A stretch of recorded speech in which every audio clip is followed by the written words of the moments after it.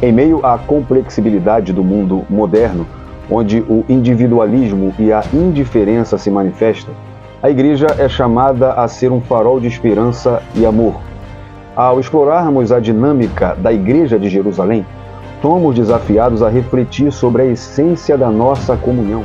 Que esta lição nos inspire a cultivar um amor genuíno, a manifestar a graça divina em nossas ações e a praticar a solidariedade, para que, assim como a igreja primitiva, possamos impactar a nossa sociedade com a mensagem transformadora do Evangelho.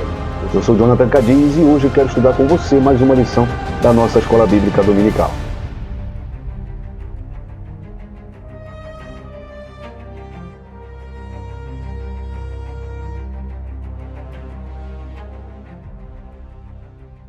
A paz do Senhor, meus irmãos, tudo bem com vocês? Espero que sim. Bom dia, boa tarde, boa noite, a depender do horário em que você está assistindo. Mas essa aula, hoje nós vamos para a nossa aula da Escola Bíblica Dominical. Estamos no terceiro trimestre de 2025, estamos estudando as lições bíblicas da revista da CPAD, da classe dos adultos. E hoje nós vamos já para a lição 5, essa lição que será ministrada em nossas igrejas no dia 3 de agosto de 2025. Antes da gente entrar nessa lição, eu vou orar com você, mas antes disso eu quero dizer para você, como sempre, que lá na descrição tem links muito importantes para te ajudar na sua Escola Bíblica Dominical. Tem a plataforma da EBD Mais Subsídios, onde você tem acesso a dinâmicas, subsídios, planejamento de aula, comentário bíblico, slides, tem muita coisa, tem uma aula completa para você, tá bom? Também tem os nossos canais no Telegram, onde você tem acesso ao nosso comentário da Escola Bíblica Dominical, a todo o trabalho que a gente faz de leitura diária, toda a arte da lição, todo o comentário. Tá? Durante a semana a gente vai liberando artes para você usar na sua classe, no seu grupo no WhatsApp. E por falar em grupo no WhatsApp, também tem os nossos grupos no WhatsApp. Tá bom? Tem um grupo Colégio do Discípulo e tem um grupo também do nosso projeto Não Deixe EBD Morrer, tá? Que é um projeto muito importante para ajudar a sua Escola Bíblica Dominical. Eu quero também pedir a você, caso não seja inscrito e está entrando aqui, tem gente que às vezes comenta que está assistindo a quarta lição, a quarta aula, ou já assistiu outros vídeos, e ainda não era inscrito. Então se inscreva, não custa nada, dá o seu like, tá bom? Porque também não vai te custar nada. Quando você se inscrever, ativa o sininho das notificações, porque aí você recebe qualquer conteúdo que a gente colocar aqui no canal. Quando você faz isso tudo, gente, é muito importante, porque você ajuda esse canal, porque o YouTube ele não vai liberar mais visualizações para a gente se ele não entender que os nossos conteúdos são relevantes. Ele entende que os nossos conteúdos são relevantes através da sua curtida, do seu compartilhamento. E também muito importante é que você comente, tá? Você que não é inscrito, está se inscrevendo, comenta. Você que só passou por aqui para assistir a aula, caso não tenha se inscrito, comenta aqui, tá bom? Agora você que já é inscrito, já acompanha a gente, comenta aí, diga o seu nome também, diga a sua cidade, nos dê aí uma paz do Senhor. Qual o horário que você está assistindo? É de dia? Dá um bom dia. É de tarde? Dê uma boa tarde. É de noite? Dá uma boa noite. Nós vamos ter um prazer imenso em te responder. Diga pra gente quantas lições você já assistiu aqui no canal. E você que é inscrito, também te peço, tá? Dê o seu like, tem muito inscrito que assiste o vídeo. A gente tem aí menos de 30% de pessoas que assistem que dão um like, deixam uma curtida. É um toque, gente, não vai te tomar tempo e nem dinheiro. Então, deixa o seu like, tá bom? E compartilha esse vídeo, coloca no grupo da sua igreja, manda para os seus amigos, tá bom? E assim nós vamos um ajudando o outro. E eu quero te convidar, claro, para nós iniciarmos, orando a Deus. Sem oração, eu tenho certeza que essa aula não vai dar certo. Eu tenho certeza que nós dependemos de Deus e é por isso que a gente sempre começa orando. Vamos orar então? Eu peço a você que está no seu celular, no seu tablet, no seu computador, na sua TV, que ore comigo. Oração é um momento muito importante. Não me deixe orar sozinho, eu não oro aqui à toa, eu oro porque nós estamos conversando com Deus e eu creio que isso tem resultado. Pai, obrigado, Senhor, por mais essa oportunidade de falar da Tua Palavra, de poder, Pai, ter o privilégio de ensinar as Escrituras por meio da internet. Use, Pai, cada um que trabalha com isso nas redes sociais, que em nome de Jesus possamos alcançar os lugares aonde fisicamente nós não estamos alcançando, que a Tua Palavra chegue e abra os corações, Senhor. Abençoe a nossa Escola Bíblica Dominical, toma a frente dessa aula, nos inspire, fale não só comigo, mas fale com aquele que está do outro lado, ouvindo essa lição, assistindo essa lição, e que em nome de Jesus ele seja inspirado na Escola Bíblica Dominical. É o que nós te pedimos, Pai, porque cremos que o Senhor é quem nos usa pela Tua graça, misericórdia, pela Tua vontade, pelo Teu querer. Nós oramos assim então e agradecemos em nome de Jesus. Amém. e juntos sempre seguiremos sendo edificados pela palavra de Deus.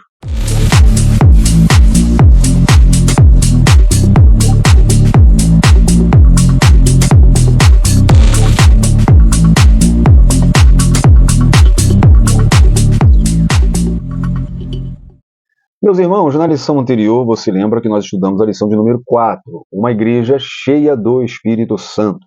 E na ocasião nós identificamos as características de uma igreja cheia do Espírito Santo e destacamos sua perseverança em meio às provações. Também analisamos a importância da oração com poder na vida da igreja e demonstramos como a ousadia espiritual fortalece a pregação do Evangelho. A lição de hoje, lição de número 5, é mais uma lição que irá nos confrontar, que irá nos fazer refletir. É a lição que tem por tema uma igreja cheia de amor. Nas páginas de Atos dos Apóstolos, a igreja de Jerusalém floresce como um testemunho vibrante do poder transformador do Evangelho. Nessa lição, exploraremos o amor e a unidade que moldaram essa comunidade pioneira, desde o Pentecoste até os desafios que testaram sua fé. O amor fraternal, a oração incessante e a ousadia missionária se tornaram as marcas distintas dessa igreja, inspirando-nos a buscar um relacionamento mais profundo com Cristo e a viver em comunhão uns com os outros. Então, que a jornada da igreja de Jerusalém nos motive a edificar igrejas locais que realmente difundem o amor de Deus. Como texto áureo para essa lição de hoje, temos o texto de Atos capítulo 4, versículo 32. E era o coração e a alma da multidão dos que criam, e ninguém dizia que coisa alguma do que possuíam era sua própria, mas todas as coisas lhes eram em comum. Então perceba que nós vamos se manter no capítulo 4 de Atos dos Apóstolos. A lição 4 foi uma parte desse capítulo 4. Agora vamos para a segunda parte. A verdade prática diz que o amor é o elo que mantém a unidade da igreja local.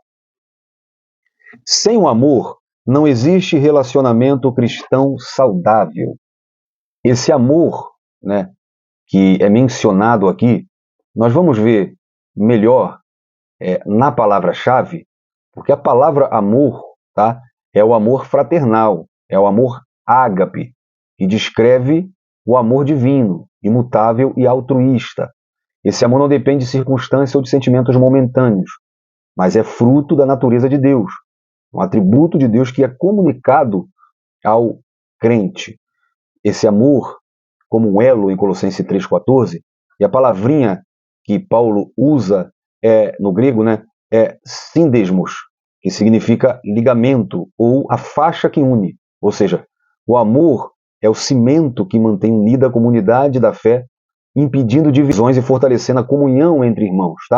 Essa é a verdade prática comentada do Veritas Apologética, do pastor Joel de Serra, que também é o responsável pelo EBD mais subsídios, E nós vamos daqui a pouquinho mostrar para você, como todas as aulas, como você faz para adquirir. Então, essa verdade prática é um comentário deles, Esse aqui não é um comentário nosso.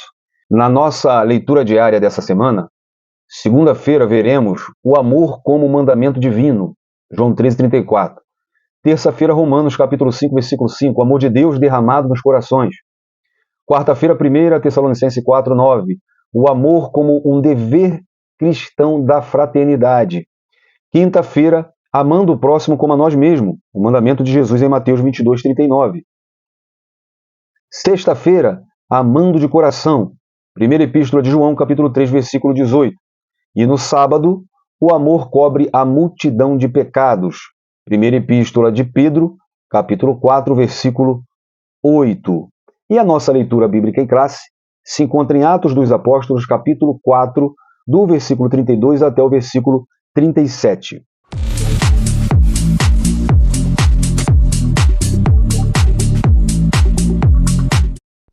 Atos capítulo 4. E era o coração e a alma da multidão dos que criam, e ninguém dizia que coisa alguma do que possuía era sua própria, mas todas as coisas lhes eram comuns.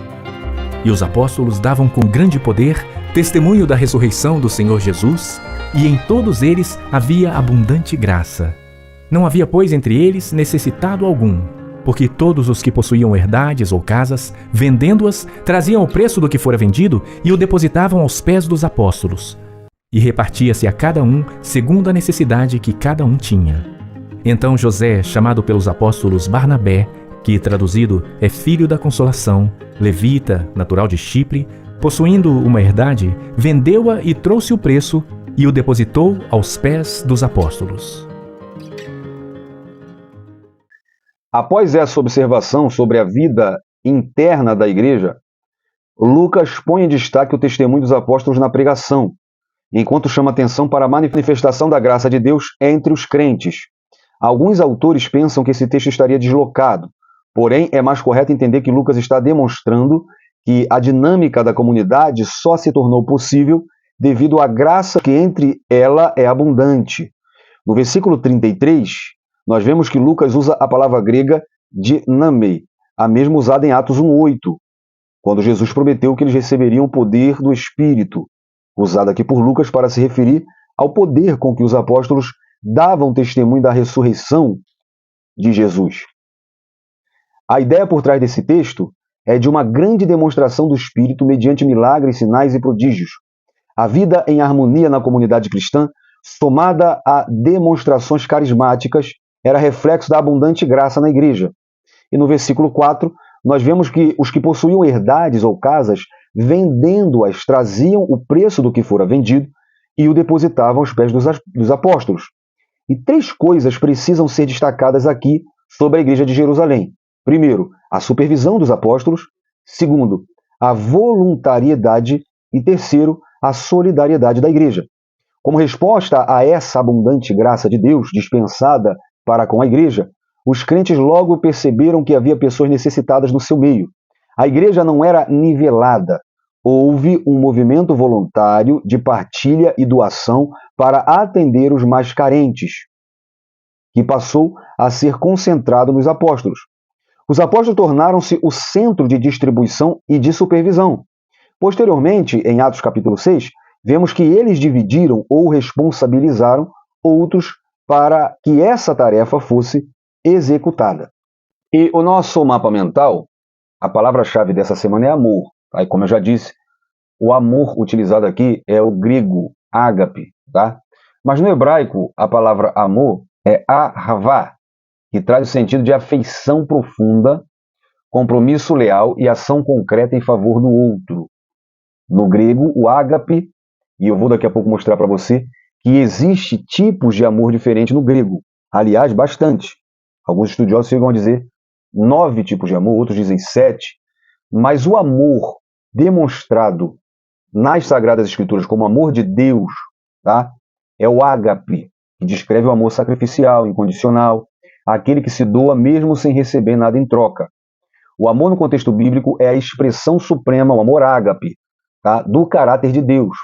A declaração Deus é amor, em 1 João 4:8, não apenas define o que ele faz, mas quem ele é. O amor teológico não é apenas um sentimento, mas uma atitude de entrega. Esse conceito é visível no sacrifício de Cristo, que entregou a si mesmo pela humanidade. João 3,16.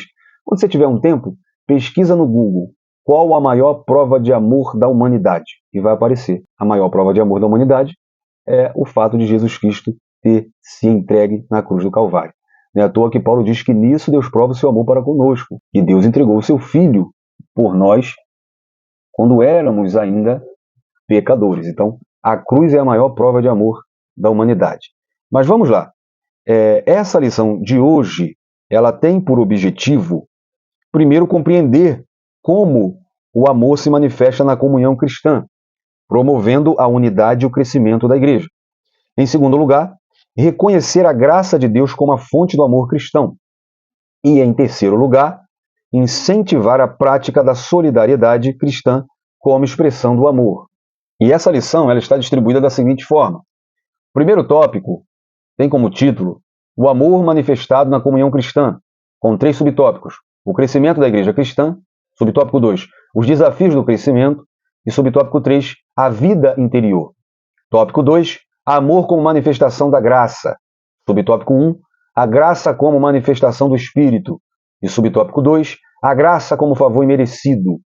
Portanto, tem só 2 subtópicos. Terceiro tópico, o tema é a manifestação do amor na solidariedade cristã. Subtópico 1, a busca pela equidade. Subtópico 2, propriedade e compartilhamento.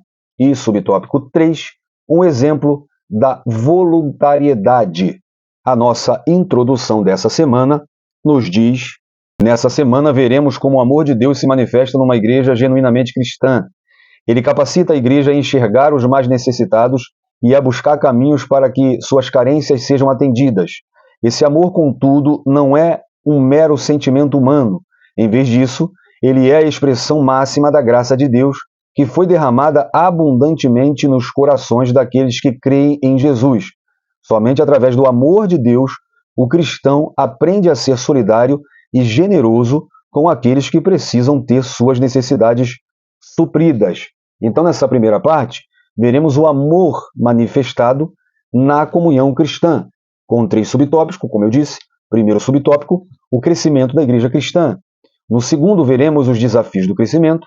E no terceiro, a vida interior. Portanto, como primeiro subtópico, o crescimento da igreja cristã. Vimos, né, na primeira lição que a igreja nasceu em Atos 2, com apenas 120 pessoas. E aqui na narrativa de Lucas, capítulo 4, 32, ele já se refere à igreja como a multidão dos que criam, né? E o termo usado para multidão é pletos, que significa uma multidão, um grande número, ou de homens ou de coisas, o número inteiro, a multidão inteira, ou o grupo, ou a multidão das pessoas. No contexto bíblico, a palavra grega traduzida como multidão carrega consigo o significado de um grupo numeroso de pessoas reunidas. A presença da multidão é comum nas narrativas bíblicas. A multidão pode simbolizar a diversidade de indivíduos que buscam ou seguem Jesus, mostrando a universalidade da mensagem e também do amor divino. Esse crescimento é o cumprimento da promessa de Cristo em Atos 1:8, que o Evangelho, a igreja, chegaria até os confins da terra. Isso reflete o crescimento no tamanho do grupo cristão. Então, a palavra multidão não significa confusão, mas um povo numeroso, unido no amor e na fé. O crescimento da igreja primitiva era numérico e também qualitativo. Você vê que diz que eles cresciam, mas todos unidos no mesmo coração, no mesmo entendimento, um só coração e uma só alma. A despeito do seu tamanho, tinha uma mentalidade e um propósito em comum. Em outras palavras, era unida em sua devoção ao Senhor. A relevância da igreja não depende de seu tamanho ou da quantidade de membros, por menor que seja, no lugar mais inóspito que for. É corpo de Cristo, é habitada pelo Espírito Santo e possui desafios e problemas, assim como uma igreja grande. Porém, quanto maior for uma igreja, claro que maiores também serão seus problemas e desafios. Vejamos o crescimento da igreja. O crescimento em Jerusalém. Como eu disse, no início eram 120 pessoas, antes de Pentecostes. A igreja reunida no cenáculo contava com aproximadamente 120 pessoas, conforme Atos 1:15. Aí depois a gente vê a conversão de 3.000 pessoas no Pentecostes, após a descida do Espírito Santo e a pregação de Pedro, cerca de 3.000 pessoas. Se eu não me engano, esse texto aqui, 3.000, fora crianças e mulheres, né? Essas pessoas foram batizadas. Então, o crescimento diário também é visto. A igreja passou a crescer diariamente e de forma contínua, conforme Atos 2:41. O crescimento depois do milagre na Porta Formosa. Lembra que nós estudamos, nós estamos na lição 3 e na lição 4, estudando isso aqui, ó. Pedro, ele pregou no templo e novamente milhares se converteram. O crescimento contínuo mesmo com a perseguição. Isso aqui a gente vai ver mais para frente. Mas mesmo diante de perseguições, prisões e ameaças, a igreja continuava crescendo. Atos 6:7. O crescimento após a perseguição, a diáspora, né? Com a morte de Estevão, houve grande perseguição em Jerusalém, o que provocou a dispersão dos crentes. Mesmo assim, o evangelho continuou se espalhando, né? Atos 8:4.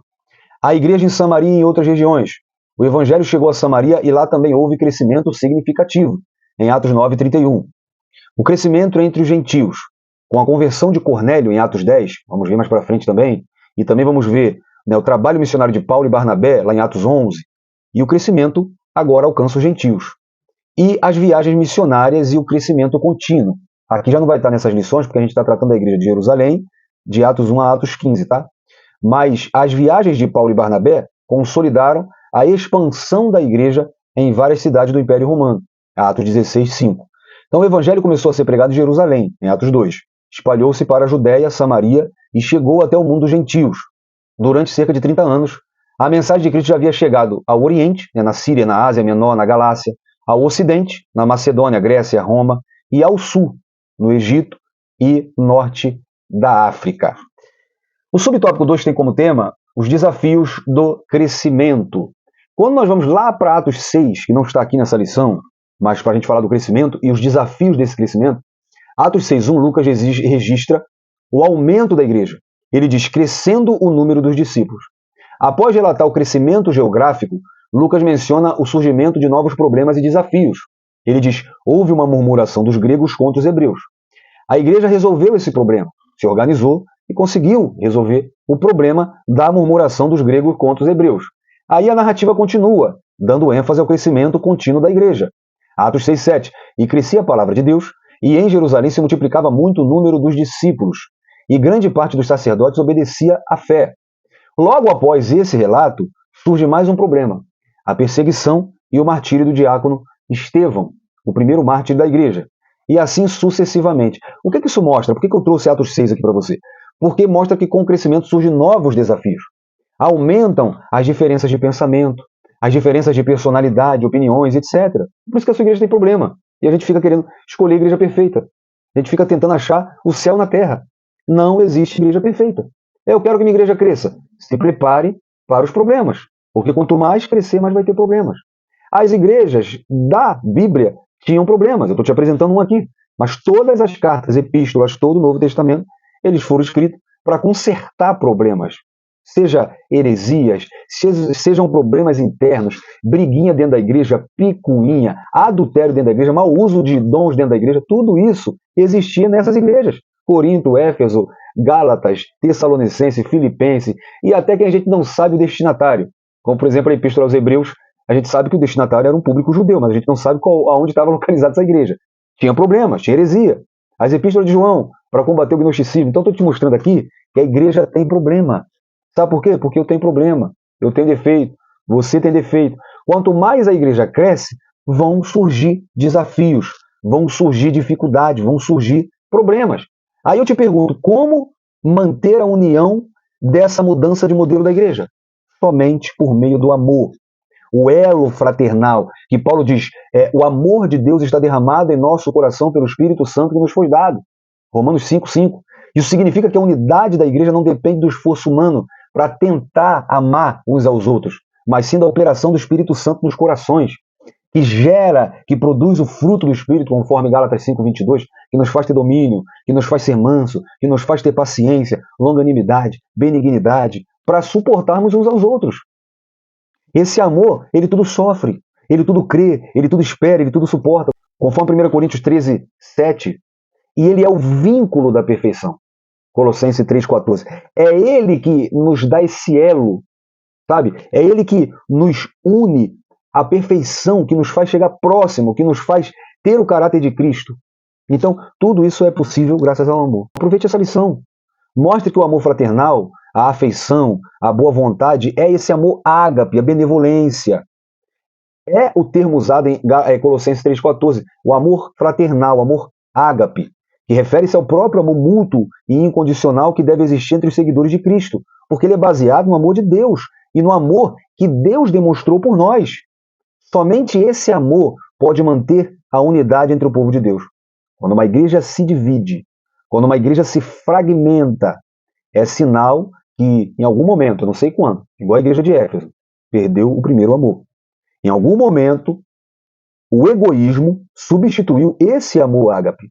O terceiro subtópico tem como tema vida interior. É muito interessante isso aqui, porque olha só, Lucas diz que era o coração e a alma da multidão dos que criam. Né? Atos 4:32. E aí eu vou te dar um recado, porque depois desse comentário, eu vou trazer para você aqui a diferença dos tipos, os três principais tipos de amor no grego, porque eu estou frisando tanto o amor ágape. Mas primeiro, preste atenção nesse recado, que é um recado bem rápido, é menos de 1 minuto, Só porque eu faço questão que você tenha acesso a esse comentário que nós fazemos com carinho, com dedicação, para que você possa usar na sua aula. Então, você pode pegar esse comentário, acrescentar, pedir a Deus acrescentar uma coisa aqui e ali e usar na sua escola bíblica dominical gratuitamente. Tá? Esse comentário é nosso e nós autorizamos. Se você quiser fazer uma contribuição para a gente, o Pix está aí, tá? Nesse material. Como adquirir? Assiste aí o recado, tá bom? O material que eu estou passando aí para você na tela, esse é o nosso comentário da lição. Então, todas as lições você tem um comentário completo. Olha, a gente capricha, a gente tenta fazer o melhor, ver. Olha como que é bem trabalhado, tá? É tópico por tópico, não tem nada aí repetido na revista. A gente busca aprofundar ainda mais o assunto da revista. Você quer ter esse comentário? É o esboço pronto para sua lição. Gratuitamente, se inscreve no nosso canal no Telegram, Colégio do Discípulo EBD, tá bom? Então o link está na descrição para você ir lá e se inscrever. Então, voltando, gente, Lucas diz que era o coração e a alma da multidão dos que criam. A gente tem que entender o que significa a palavra coração no hebraico, no grego. Uma dica para você, professor, sempre é essa.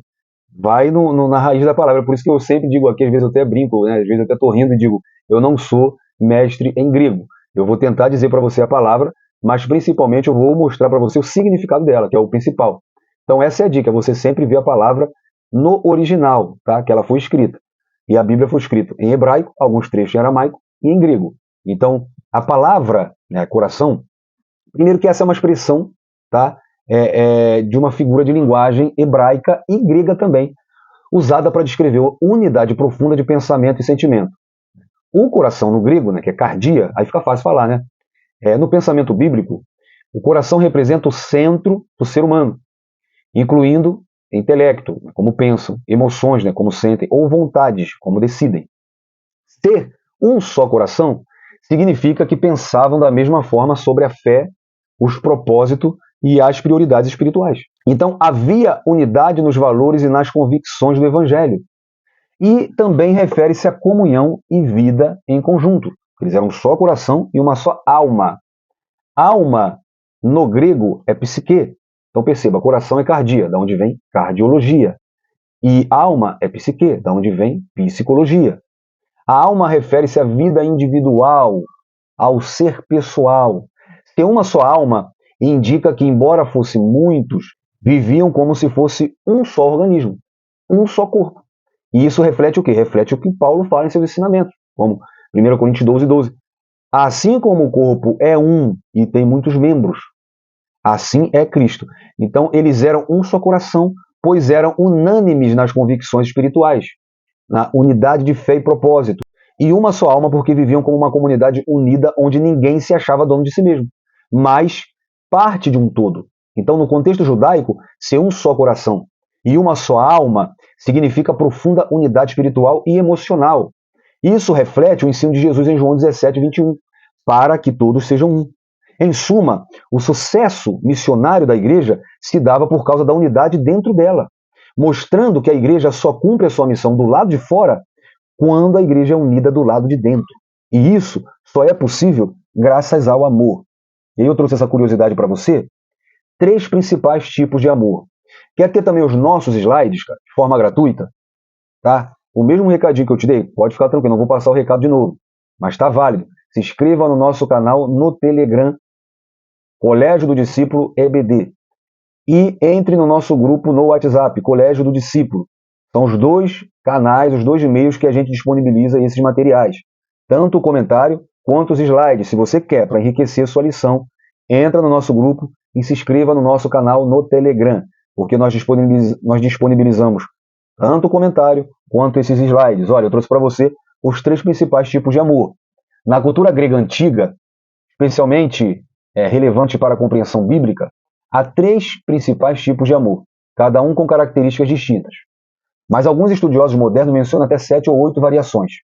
Agora, esses 3, eles aparecem como sendo principais tanto na filosofia grega quanto no contexto das escrituras. O primeiro é o eros, que é o amor romântico ou sexual. A sua definição é o amor baseado na atração física e no desejo. Está ligado à paixão, ao impulso erótico e ao desejo por união física com outra pessoa. Origem do nome deriva-se do deus grego do amor e da paixão, Eros. que era o equivalente ao cupido romano. Característica: impulsivo, emocional e físico. Comum em relacionamentos românticos, por ser egoísta, se não estiver equilibrado com outros tipos de amor. Na Bíblia, então olha que interessante isso, significa que você pode e deve ter atração física pelo seu cônjuge. Agora, não pode ter só isso. Porque alguém que só tem atração física só quer usar o outro como objeto. Ele tem que estar atrelado com esses outros tipos de amor que eu vou mostrar aqui. Na Bíblia, palavra eros não aparece diretamente no Novo Testamento, mas a ideia está presente, por exemplo, no Cântico dos Cânticos, que celebra o amor conjugal com imagens sensuais e românticas. Tem também o filia, que é o amor fraternal ou amizade. A definição é um amor baseado na amizade, no carinho mútuo, na lealdade, no companheirismo. Ele é usado entre amigos, irmãos, companheiros de batalha, companheiros, vamos trazer para hoje, companheiro de trabalho, né? Companheiro de escola, ou parceiro de uma missão. As características: é amor entre iguais, requer confiança. Amor entre iguais, pelo amor de Deus, hein? Não vai interpretar isso aqui errado. Amor entre iguais, estou falando de amigo. Homem pode amar homem? Pode, eu amo meus amigos, eu amo meu pastor, eu amo meus irmãos, eu amo meu pai, eu amo... Isso não... Tá bom, gente? Pelo amor de Deus. Então, ele requer confiança, tempo. Davi amava Jonatas. Já tem uns espertos querendo dizer que Davi era homossexual. Meu Deus, só Jesus. Então, gente, também requer respeito mútuo, é recíproco. Ambos recebem e doam. Na Bíblia, João 11:36, por exemplo, vede como ele o amava. Jesus amava Lázaro. E tem uns espertos também usando isso aqui, gente. Não vou nem repetir, pelo amor de Deus. Ele amava Lázaro com filia, que é o termo grego, filos. Hebreus 13:1, permaneça o amor fraternal. Filadélfia, amor entre irmãos. João 21, inclusive, tá? A igreja Filadélfia, de Apocalipse, o termo significa amor entre irmãos. João 25, do 15 ao 17, Jesus pergunta a Pedro se ele o ama com ágape, e Pedro responde com filia. Se a gente entrar aqui, já dá um outro estudo. Então vamos lá. E o amor ágape? Esse amor aqui é o que nós estamos falando desde o começo, é o amor que está baseado nessa lição. É o amor incondicional, divino e sacrificial. Definição: é o amor altruísta, sacrificial, imutável. Ama independentemente do merecimento ou do retorno. Características: é o amor que escolhe amar mesmo sem reciprocidade. É o amor que busca o bem do outro, mesmo com sacrifício pessoal. É o amor de Deus para com os homens. Na Bíblia está repleto desse amor. João 3,16, que é o texto áureo da Bíblia. Porque Deus amou, ágape, o mundo de tal maneira. 1 João 4,8, Deus é ágape, amor. Romanos 5,8, Deus prova o seu ágape, o seu amor, ao enviar Cristo por nós, ainda pecadores. Ficou muito bom esse slide, não ficou? Então, segue minha dica aí que eu estou disponibilizando esse slide para você, tá bom? Então, como resumo, a união e o amor entre os cristãos impulsionados pelo Espírito Santo fortalecem a igreja e a sua missão. Vamos então para a segunda parte da nossa lição. O tópico 2 traz como título o amor como manifestação da graça cristã. Subtópico 1, a graça como manifestação do Espírito. Subtópico 2, a graça como favor imerecido. Então, o subtópico 1, a graça como manifestação do Espírito. Bom, o Espírito Santo opera com liberdade em um ambiente onde há amor cristão genuíno e comunhão verdadeira entre os irmãos. A manifestação dos dons do Espírito não acontece apenas porque seguimos regras ou normas eclesiásticas, mas porque vivemos uma vida de unidade e amor. Muitos aí, gente, pensam que para manter um ambiente espiritual saudável, basta cumprir regras externas. Porém, a Bíblia mostra que a graça do Espírito se manifesta onde há perdão, unidade e amor. Mateus 6,15. Onde há divisões, rancores e falta de perdão, a ação do Espírito é entristecida. Paulo dá esse conselho aos Efésios capítulo 4, versículo 30. Não entristeçais o Espírito. A verdadeira espiritualidade passa pela prática do amor e da comunhão. O salmista já dizia no Salmo 133:1, é bom e é suave. Quão bom e quão suave. É que os irmãos vivem em comunhão, é agradável. Jesus ensinou que perdoar é fundamental para manter a comunhão e receber o perdão de Deus. Em Mateus 18:35, quando ele diz que assim vos fará também meu Pai Celestial. Se do coração não perdoardes cada um a seu irmão e suas ofensas. Isso é sério. Se você não perdoou, o papai não vai te perdoar, não. O Espírito não opera em meio a mágoa, divisão, e rivalidade. Isso é o oposto da graça, porque você também, crente, não merecia a graça. Então, se teu irmão não merece o teu perdão, você também não merecia o perdão de Deus. Então, valorize mais a comunhão e o amor fraternal do que rituais externos. Precisamos sempre nos lembrar de que uma igreja cheia do Espírito Santo é uma igreja cheia da graça e do amor mútuo. Aonde não há a graça, não há manifestação do Espírito. Então, gente, subtópico 2. A graça como favor imerecido. Lucas relata outro aspecto da graça nesse texto. Em todos eles haviam abundante graça. Versículo 33. Claro, estamos no capítulo 4, tá, de Atos. A palavra grega traduzida para por graça é charis, que significa, o significado principal, é realmente favor imerecido, bondade gratuita, presente não merecido. É a benevolência divina para quem não merece. Eu ouvi uma frase muito linda que diz que a misericórdia é Deus não dá o que eu mereço. Porque eu mereço ser punido, ser condenado, mas pela misericórdia ele não faz. Claro, se eu estou em Cristo, tá? Agora a graça é ele me dar o que eu não mereço. Então a misericórdia é ele não me dá o que eu mereço, mas a graça ele me dá o que eu não mereço. Então, Deus ele concede bênçãos, poder e comunhão, não porque merecemos, mas por sua misericórdia. Na igreja primitiva, tanto os apóstolos quanto os irmãos comuns eram alvos dessa graça. O ambiente cristão se tornava contagiante, porque todos viviam com amor e gratidão, reconhecendo que tudo vinha de Deus. Quando a graça é abundante em uma comunidade cristã, o amor ao próximo cresce. O Espírito Santo se manifesta com liberdade. Há um ambiente de fé, gratidão e serviço voluntário. 1 Tessalonicenses 4:9, quanto, porém, ao amor fraternal, não necessitai que vos escreva, visto que vós mesmos estáis instruídos por Deus que vos ameis uns aos outros. Quem entende a graça vive uma vida de gratidão constante, porque reconhece que não merece o favor recebido. O apóstolo Paulo, gente, ele reconheceu isso ao dizer lá em 1 Coríntios 15:10, pela graça de Deus eu sou o que sou. A graça produz humildade, serviço ao próximo, alegria no coração. Esse ambiente de gratidão e amor se tornou o padrão das igrejas do Novo Testamento. Igrejas cheias de graça não são perfeitas, mas vivem na dependência de Deus e reconhecem que tudo vem dele. Uma igreja saudável vive com gratidão e amor, não com soberba e competição. É triste, mas quase todas as igrejas que a gente anda, que a gente caminha, a gente vê panelinha. Igreja que tem família, então muito parente junto, se forma uma panelinha, isso é facção. Isso não condiz com quem entendeu o que é graça. Com uma igreja cheia da graça, da abundante graça, cheia do Espírito Santo, gente. Competição, soberba, é um querendo ver quem prega mais. É um, nivelando o outro. É um dizendo, o fulano prega mais que o ciclano, a irmãzinha canta mais. Competição, gente.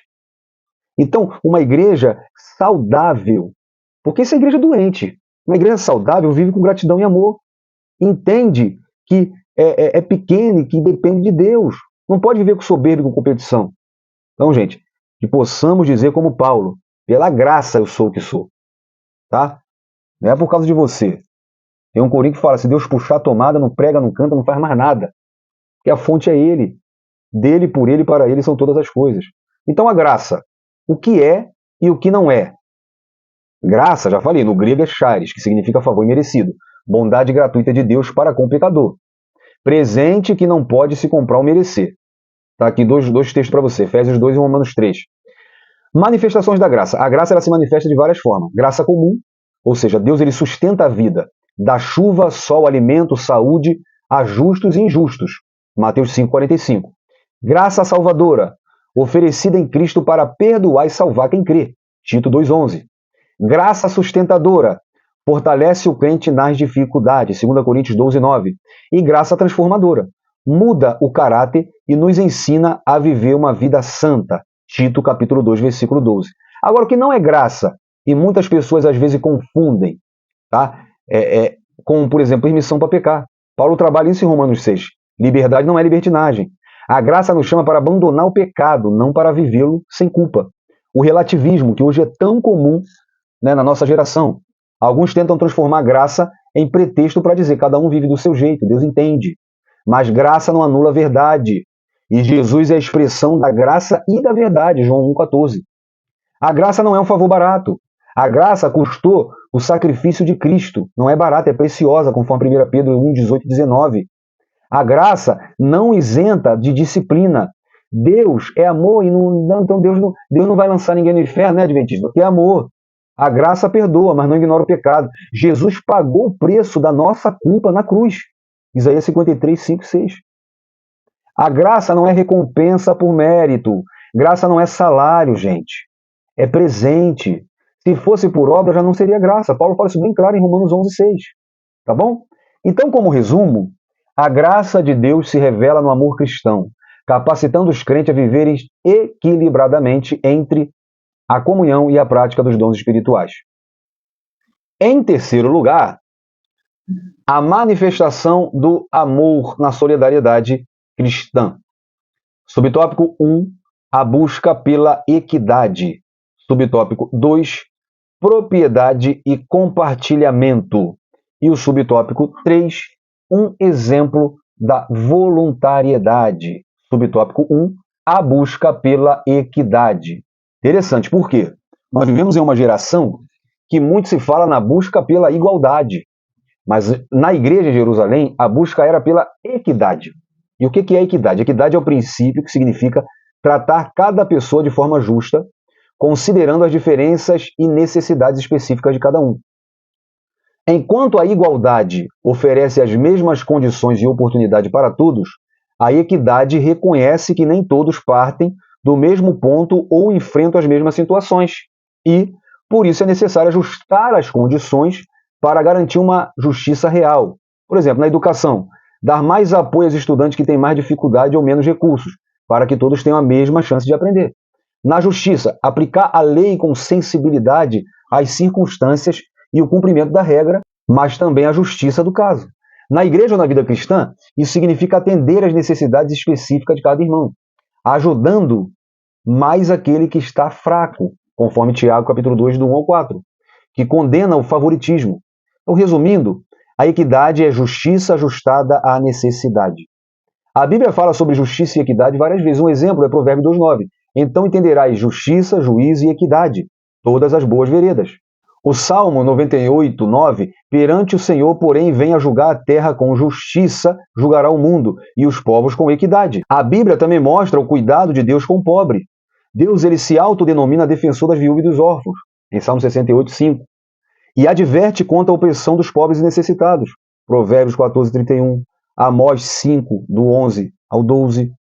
E Deus, a gente vê também Deus usando a lei como um instrumento de equidade. Por exemplo, as leis como a da espiga de Levítico 19, do 9 ao 10, o ano do jubileu em Levítico 25. Isso não visava uma igualdade forçada, mas criava mecanismo de equidade para garantir que ninguém ficasse permanentemente desamparado. A igreja de Atos, ao praticar essa solidariedade, estava vivendo o cumprimento do espírito da lei, não por obrigação legal, mas por um impulso do Espírito Santo. A declaração em Atos 4,34, e não havia, pois, entre eles necessitado algum, é o eco da promessa de Deus para Israel em Deuteronômio 15,4. Somente para que não haja pobre entre ti. Ou seja, a igreja primitiva, em sua comunhão, cheia do Espírito Santo, começou a realizar o ideal social de Deus para o seu povo.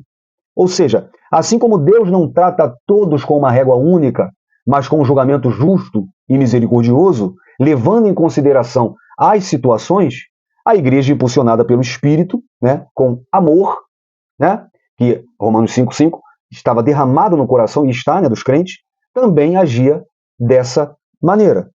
Igualdade ou equidade? Igualdade trata todos da mesma forma, sem considerar diferenças individuais. Exemplo, dar a mesma quantidade de alimento para adulto ou para criança. Equidade trata cada um de forma justa, considerando suas necessidades, limitações ou contextos. Exemplo, dá quantidades diferentes de alimento conforme a necessidade de cada um. Uma criança precisa menos que um adulto. Definição de equidade, do latim aequitas, que significa justiça, no que é desigual, ou seja, dá a cada um o que é justo, não necessariamente o mesmo. É a justiça aplicada com sensibilidade e bom senso, levando em conta as diferenças. Equidade na Bíblia, eu já citei aqui Provérbios 2,9, né? Isaías 11,4 também mostra equidade, mas julgarás com justiça os pobres e repreenderá com equidade os mansos da terra. E como eu disse também, né, Tiago ele condena o tratamento desigual entre ricos e pobres dentro da igreja. Tiago 2, do 1 ao 9. É um exemplo prático, né, da falta de equidade. E o subtópico 2, propriedade e compartilhamento. O texto de Atos 4 também mostra a prática do compartilhamento e da generosidade da igreja de Jerusalém, mostrando como os primeiros cristãos lidavam com seus bens materiais. Eles não viviam em uma comunidade de imposição ou de um comunismo forçado, mas em uma comunidade de amor, serviço e desprendimento voluntário. Os crentes continuavam sendo donos de seus bens, mas não viviam de forma egoísta. Quando eles percebiam uma necessidade, eles colocavam seus recursos à disposição dos irmãos. Isso é evidenciado em Atos 4, do 32 ao 35, onde lemos: da multidão dos que criam, era um só coração e a alma. Ninguém dizia que coisa alguma do que possuía era sua própria, mas todas as coisas lhes eram em comum. Um exemplo disso é Maria, mãe de João Marcos, que, segundo Atos 12:12, abriu a casa, as portas de sua casa, para que a igreja se reunisse e orasse. Ela não vendeu sua casa, mas colocou a serviço da igreja, transformando a sua propriedade em um espaço de comunhão. A igreja de Jerusalém não praticava um comunismo forçado, mas um compartilhamento voluntário movido pelo Espírito Santo. O princípio bíblico é: se meu irmão precisa e eu posso ajudar, eu devo ajudar. A prática da generosidade pode variar conforme o tempo e a necessidade, mas o princípio permanece o mesmo: fazer o bem a quem necessita. Os bens não eram descartados ou doados de qualquer maneira, mas usados com sabedoria, conforme a necessidade da comunidade. Como, por exemplo, o caso de Maria, que não vendeu sua casa, mas usou para um propósito maior, servindo a igreja. Em vez de um acúmulo egoísta, o cristão deve ter um coração generoso e uma visão de mordomia. Deus nos chama a usar os nossos recursos, casa, carro, tempo, dinheiro, para abençoar vidas. Podemos abrir nossa casa para reuniões, podemos ajudar financeiramente quem precisa, podemos apoiar ministérios e projetos sociais. O princípio do compartilhamento na igreja primitiva nos ensina que o amor ao próximo se manifesta na prática da generosidade. A igreja do século XXI precisa resgatar essa visão. Usar o que temos para glorificar a Deus e servir ao próximo. Gálatas 6:10, façamos o bem a todos, principalmente aos da família da fé. Então, eu trouxe aqui essa curiosidade porque eu achei muito interessante falar de Maria e João Marcos, porque eles são citados na lição dessa semana, né, mas não são muito mencionados, mas são personagens importantes do Novo Testamento, especialmente no contexto da igreja primitiva, que é João Marcos e sua mãe Maria. Então vamos conhecer rápido aqui quem foram esses personagens citados aqui na lição. João Marcos, ele também é chamado de Marcos, né, da forma romana, e João Marcos, que é uma mistura da forma judaica e romana. Era sobrinho ou primo de Barnabé, conforme Colossenses 4:10. Filho de Maria, uma cristã de Jerusalém que abriu sua casa para a igreja em Atos 12:12. Provavelmente, ele foi o autor do Evangelho de Marcos, segundo a tradição da igreja primitiva, que foi confirmado por Papias e por outros pais da igreja. Referência bíblica. A primeira menção a João Marcos é em Atos 12:12. Acompanhou Paulo e Barnabé, Atos capítulo 12 e capítulo 13. Ele causou uma divisão entre Paulo e Barnabé, lembra? Atos 15, 37 a 39, é esse João Marcos. Paulo, mais tarde, o reconcilia e o recomenda, Colossenses 4:10. Paulo reconheceu seu valor em 2 Timóteo 4:11. E Pedro chama João Marcos de meu filho, em 1 Pedro 5:13. E Maria, você pode confundir essa Maria com a mãe de Jesus, Maria Madalena. Ela aparece somente em Atos 12:12. Ela era uma cristã piedosa de Jerusalém. Tinha uma casa grande o suficiente para abrigar reuniões da igreja, o que sugere, que era rica ou influente. Atos 12:12, foi a casa de Maria, mãe de João, que tinha por sobrenome Marcos, onde muitos estavam reunidos para orar. Essa casa serviu como centro de oração e comunhão da igreja. Serviu de lugar para refúgio de Pedro, quando ele foi liberto da prisão. E eu já ouvi pregador dizendo que Pedro foi para a casa de Maria, depois da prisão, mãe de Jesus, que a igreja estava se reunindo lá. Não, ele foi para a casa de Maria, mãe de João Marcos. Tá bom? Então, eu acho que vale a pena essa curiosidade. Mais uma vez, te lembrando, isso aqui está nos slides da lição da semana que nós disponibilizamos no grupo no WhatsApp e no canal no Telegram. Links estão na descrição, é só você clicar, tá bom? Vamos para a última parte, o exemplo da voluntariedade, que é o subtópico 3. Então, como observamos, gente, na lição 2, eu falei um pouco sobre isso, em Atos 2, 44 a 45, a indicação não é de que toda propriedade privada de bens fosse abolida, como ocorre em algumas comunidades religiosas, mas a sinceridade da consagração dos primeiros cristãos era tal que se podia dizer, não havia, pois, entre eles necessitados alguns. E por quê? Porque quando surgia uma necessidade, alguém vendia seu bem e trazia o dinheiro para solucionar a emergência. Isso é o que o texto grego indica. Pelo uso do tempo imperfeito, aqui como também em Atos 2, o lembrete do versículo 34 é literalmente, porque todos os que possuíam herdades ou casas, vendendo-as, então, tempo presente, tá? De tempos em tempos, conforme sugerisse a necessidade, traziam o preço do que fora vendido. Isso não significa que todos vendiam as suas propriedades ao mesmo tempo, colocando o dinheiro em um cofre comum.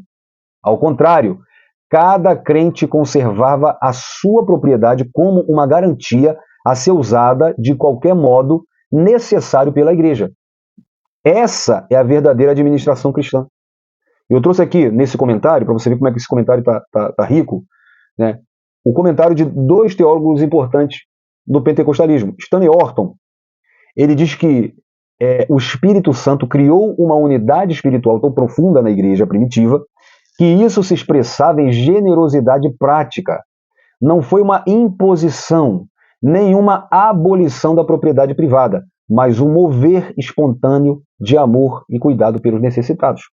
Já Russell Spittler, que é um outro teólogo importante pentecostal, ele afirma que os primeiros cristãos vendiam propriedades conforme surgiam as necessidades, não de forma sistemática.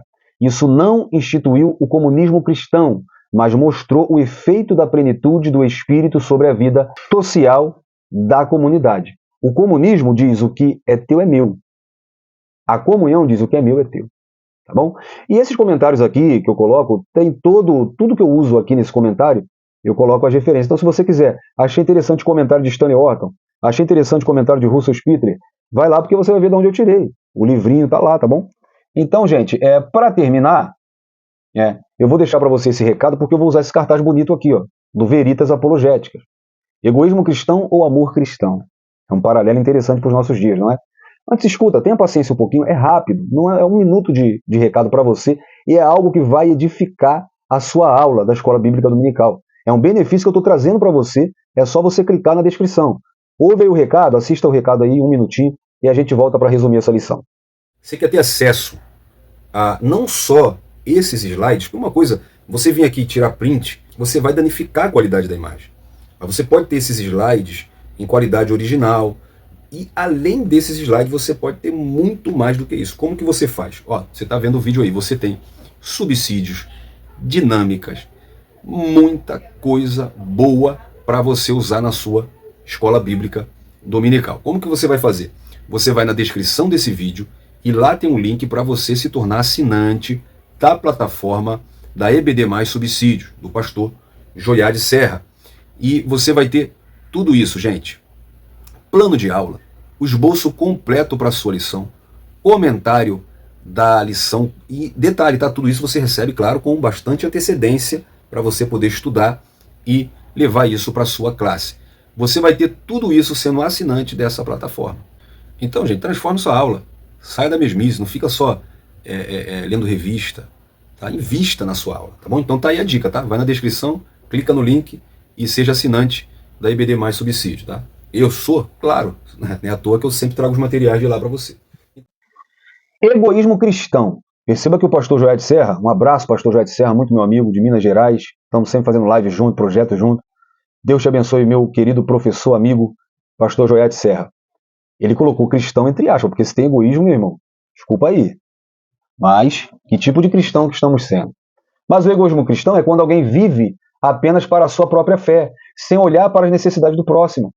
É querer os benefícios de Cristo, mas sem repartir nada, nem tempo, nem recurso, nem cuidado. Esse tipo de cristão pensa, o que eu ganho com isso? Como se a igreja fosse um mercado espiritual.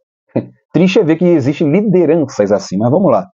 O amor cristão é um amor ativo, que busca servir e doar sem esperar retorno. É voluntário, sem constrangimento, pois entende que tudo o que temos vem de Deus. Age com compaixão, disposto a abrir mão do próprio conforto para suprir as necessidades do próximo. Então, muito bom comentário para a gente terminar essa lição, porque o resumo da terceira parte diz que o amor se expressa na prática da solidariedade, onde os cristãos cuidam dos necessitados e buscam a equidade na comunidade. A conclusão diz que chegamos à conclusão de mais uma lição bíblica. Vimos como o amor de Deus derramado nos corações da primeira igreja mobilizou os crentes a socorrer os mais necessitados. Isso aconteceu de forma voluntária, quando cada um, de acordo com as suas posses, se prontificava a dar do que lhe pertencia. Não há igreja cristã verdadeira sem essa identificação com o outro.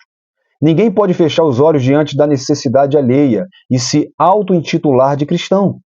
O verdadeiro amor se realiza no entendimento da necessidade do próximo. Então, gente, que o exemplo da Igreja de Jerusalém nos inspire a cultivar um amor genuíno e prático, manifestando a graça de Deus em nossas ações diárias.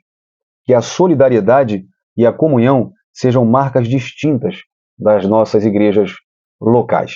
E eu quero terminar orando com você, pedindo a Deus que essa graça também possa abundar em nosso coração.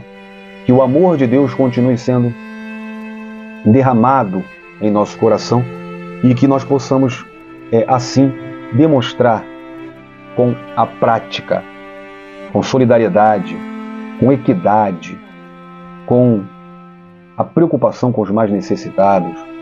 Ore comigo. Pai, nós queremos orar a Ti, Senhor, te pedindo para que nessa aula o Senhor desperte nos nossos alunos a noção da solidariedade. Que a Tua graça, Pai, nos ajude a entender que nós não merecemos o que o Senhor nos dá e que assim nós devemos fazer pelo nosso próximo. Senhor, nos ajude a aplicar essa lição na vida dos alunos, na nossa vida principalmente. E que em nome de Jesus o amor demonstrado pelo Teu sacrifício na cruz, ele seja visto na nossa igreja. Que em nome de Jesus o Teu Espírito mova em nós esse amor, derrame no nosso coração esse amor. E que em nome de Jesus nós possamos ter noção da dimensão da graça, para que nós possamos amar mais uns aos outros. Ajude esse professor a ministrar essa lição, faça-o lembrar como o Senhor prometeu que faria pelo Espírito Santo, e que seja uma lição poderosa. Abençoe a nossa escola bíblica dominical, em nome de Jesus, que o Teu nome seja glorificado sempre. Em nome de Jesus, amém. Não perca o próximo vídeo, é o questionário dessa lição, e também os próximos vídeos que a gente colocar aqui no canal, como os vídeos de apoio do projeto Não Deixe EBD Morrer. Não assistiu ainda? Vai na playlist Não Deixe EBD Morrer, porque lá nós estamos colocando ajudas para a sua escola bíblica dominical. A próxima lição é a lição de número 6, que tem como título Uma Igreja Não Conivente com a Mentira. Permitindo Deus, eu espero você para estudarmos juntos essa lição. Um abraço, fique na paz, Deus te abençoe.